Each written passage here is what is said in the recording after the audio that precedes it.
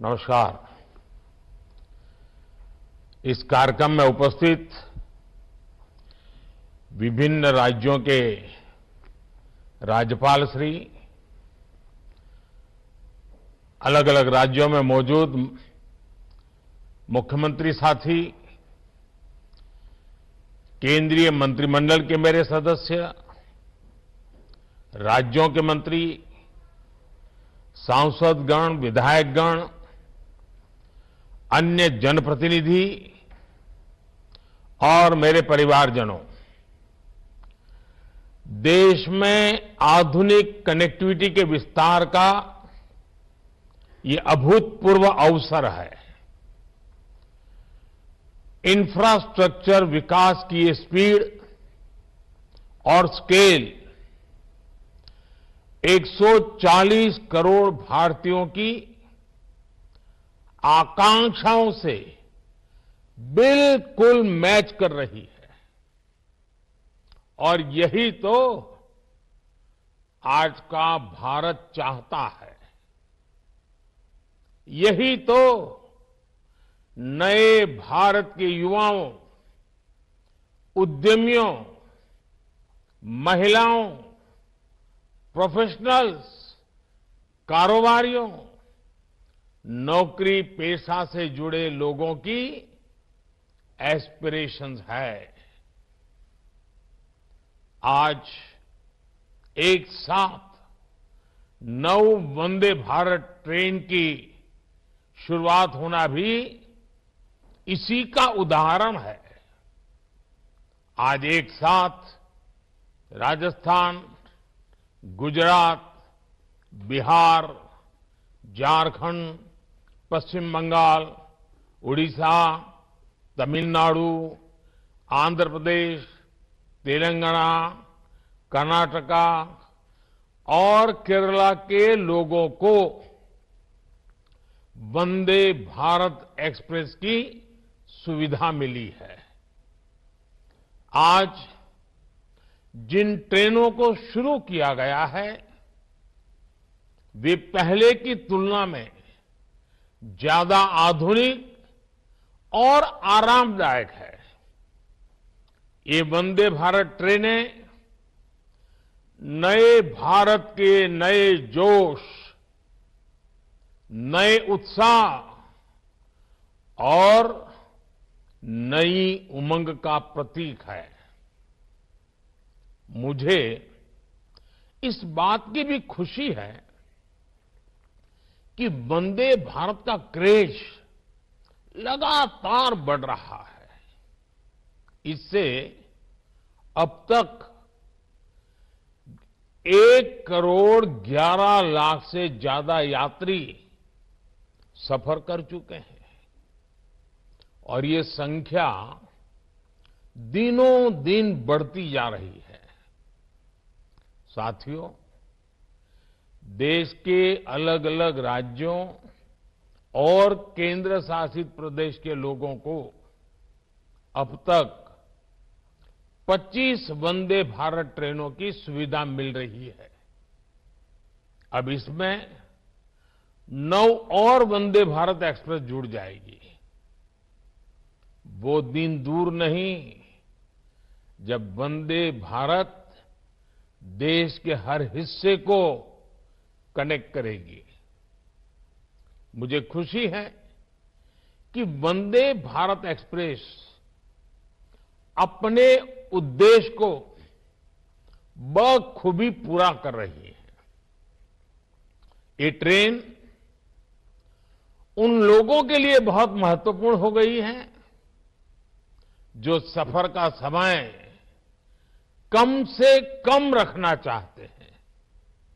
ये ट्रेन उन लोगों की बहुत बड़ी जरूरत बन गई है जो दूसरे शहर में कुछ घंटों का काम खत्म करके उसी दिन लौट आना चाहते हैं।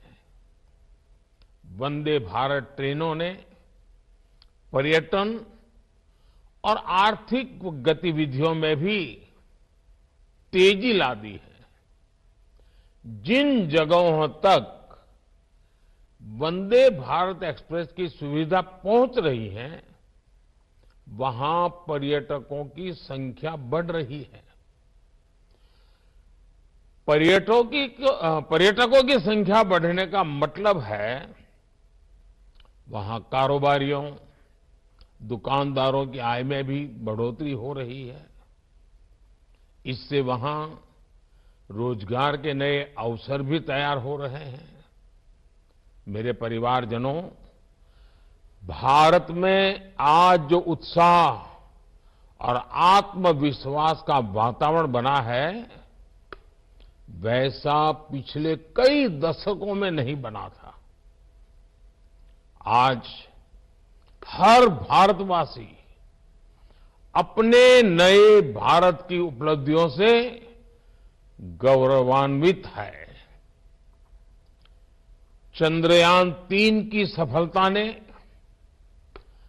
सामान्य मानवी की उम्मीदों को आसमान पर पहुंचा दिया है। आदित्य L1 की लॉन्चिंग ने हौसला दिया है कि अगर इरादा मजबूत हो तो कठिन से कठिन लक्ष्य को भी हासिल किया जा सकता है। G20 समिट की कामयाबी ने ये विश्वास दिया है कि भारत के पास डेमोक्रेसी, डेमोग्राफी और डायवर्सिटी की कितनी अद्भुत ताकत है। आज भारत के कूटनीतिक कौशल की दुनिया भर में चर्चा हो रही है। हम हमारे विमेन लेड डेवलपमेंट के विजन को दुनिया ने सराहा है। अपने इस विजन पर आगे बढ़ते हुए सरकार ने संसद में नारी शक्ति वंदन अधिनियम पेश किया था। नारी शक्ति वंदन अधिनियम के आने के बाद हर सेक्टर में महिलाओं के योगदान और उनकी बढ़ती भूमिका की चर्चा हो रही है। आज कई रेलवे स्टेशनों का संचालन भी पूरी तरह से महिला कर्मचारियों द्वारा किया जा रहा है। मैं ऐसे प्रयासों के लिए रेलवे की सराहना करता हूं। देश की सभी महिलाओं को नारी शक्ति वंदन अधिनियम के लिए फिर से बधाई देता हूं। साथियों, आत्मविश्वास से भरे इस माहौल के बीच अमृतकाल का भारत अपनी वर्तमान और भविष्य की जरूरतों पर एक साथ काम कर रहा है। इंफ्रास्ट्रक्चर की प्लानिंग से लेकर एग्जीक्यूशन तक में हर स्टेक होल्डर में तालमेल रहे, इसके लिए पीएम गति शक्ति नेशनल मास्टर प्लान बनाया गया है। देश में ट्रांसपोर्टेशन का खर्च कम हो, हमारे एक्सपोर्ट्स की लागत कम से कम हो, इसके लिए नई लॉजिस्टिक पॉलिसी लागू की गई है। देश में ट्रांसपोर्ट का एक माध्यम दूसरे को सपोर्ट करे, इसके लिए मल्टी मॉडल कनेक्टिविटी पर जोर दिया जा रहा है। इन सारे प्रयासों का बड़ा लक्ष्य यही है कि भारत के नागरिक के लिए ईज ऑफ ट्रैवल बढ़े, उसका कीमती समय बचे। ये वंदे भारत ट्रेनें इसी भावना का एक प्रतिबिंब है। साथियों, भारतीय रेलवे देश के गरीब और मिडिल क्लास की सबसे भरोसेमंद सहयात्री है। हमारे यहां एक दिन में जितने लोग ट्रेन में सफर करते हैं उतनी तो कई देशों की आबादी भी नहीं है। ये दुर्भाग्य रहा कि पहले भारतीय रेलवे को आधुनिक बनाने पर उतना ध्यान दिया ही नहीं गया। लेकिन अब हमारी सरकार भारतीय रेलवे के कायाकल्प में जुटी है। सरकार ने रेल बजट में अभूतपूर्व बढ़ोतरी की है। 2014 में रेलवे का जितना बजट था, इस साल उससे 8 गुना ज्यादा बजट दिया गया है। रेल लाइनों का दोहरीकरण हो, बिजलीकरण हो, नई ट्रेनों को चलाना हो,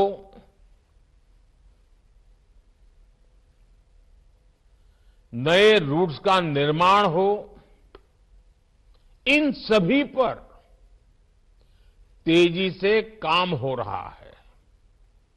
साथियों, भारतीय रेल में यात्रियों के लिए अगर ट्रेन चलता फिरता घर होती है तो हमारे रेलवे स्टेशन भी उनके अस्थायी घर जैसे ही होते हैं। आप और हम जानते हैं कि हमारे यहां हजारों रेलवे स्टेशन ऐसे हैं जो गुलामी के काल के हैं, जिनमें आजादी के 75 साल बाद भी बहुत बदलाव नहीं आया था। विकसित होते भारत को अब अपने रेलवे स्टेशनों को भी आधुनिक बनाना ही होगा। इसी सोच के साथ पहली बार भारत में रेलवे स्टेशनों के विकास और आधुनिकीकरण का अभियान शुरू किया गया है। आज देश में रेल यात्रियों की सुविधा के लिए रिकॉर्ड संख्या में फुट ओवरब्रिज, लिफ्ट्स और एस्केलेटर्स का निर्माण हो रहा है। कुछ दिनों पहले ही देश के 500 से ज्यादा बड़े स्टेशनों के रीडेवलपमेंट का काम शुरू किया गया है। अमृत काल में बने ये नए स्टेशन अमृत भारत स्टेशन कहलाए जाएंगे। ये स्टेशन आने वाले दिनों में नए भारत की पहचान बनेंगे। मेरे परिवारजनों, रेलवे स्टेशन कोई भी हो, उसका एक स्थापना दिवस जरूर होता है, जन्म दिवस जरूर होता है। मुझे इस बात की खुशी है कि अब रेलवे ने रेलवे स्टेशनों का जन्मोत्सव यानी स्थापना दिवस मनाना शुरू किया है। हाल ही में तमिलनाडु के कोयम्बटूर, मुंबई के छत्रपति शिवाजी टर्मिनस, पुणे समेत कई स्टेशनों के स्थापना दिवस को सेलिब्रेट किया गया। कोयम्बटूर के रेलवे स्टेशन ने तो यात्रियों की सेवा के 150 वर्ष पूरे किए हैं। ऐसी उपलब्धियों पर वहां के लोगों को गर्व होना बहुत स्वाभाविक है। अब रेलवे स्टेशनों का जन्मदिवस मनाने की इस परंपरा का और विस्तार किया जाएगा। इससे ज्यादा से ज्यादा लोगों को जोड़ा जाएगा। मेरे परिवारजनों, अमृत काल में देश ने एक भारत श्रेष्ठ भारत इस विजन को संकल्प से सिद्धि का माध्यम बनाया है। 2047 के जब देश आजादी के 100 साल मनाएगा, 2047 विकसित भारत का लक्ष्य हासिल करने के लिए हर राज्य के लोगों का विकास भी उतना ही जरूरी है। पहले की सरकारों में जब कैबिनेट का गठन होता था तब इस बात की सबसे ज्यादा चर्चा होती थी कि रेल मंत्रालय किसको मिलेगा।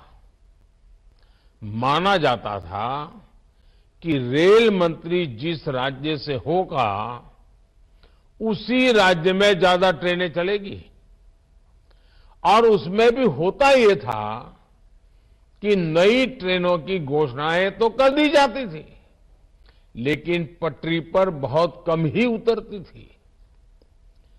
इस स्वार्थ भरी सोच ने रेलवे का ही नहीं देश का बहुत बड़ा नुकसान किया, देश के लोगों का नुकसान किया।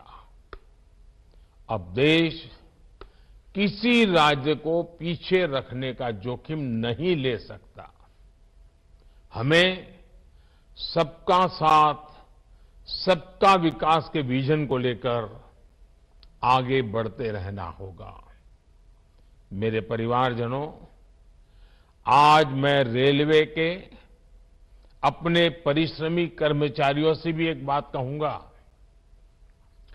जब कोई दूसरे शहर या दूर किसी जगह से यात्रा करके आता है तो उससे सबसे पहले यही पूछा जाता है कि सफर कैसा रहा। वो व्यक्ति सिर्फ अपने सफर का अनुभव ही नहीं बताता, वो घर से निकलने से लेकर मंजिल तक पहुंचने की पूरी बात करता है।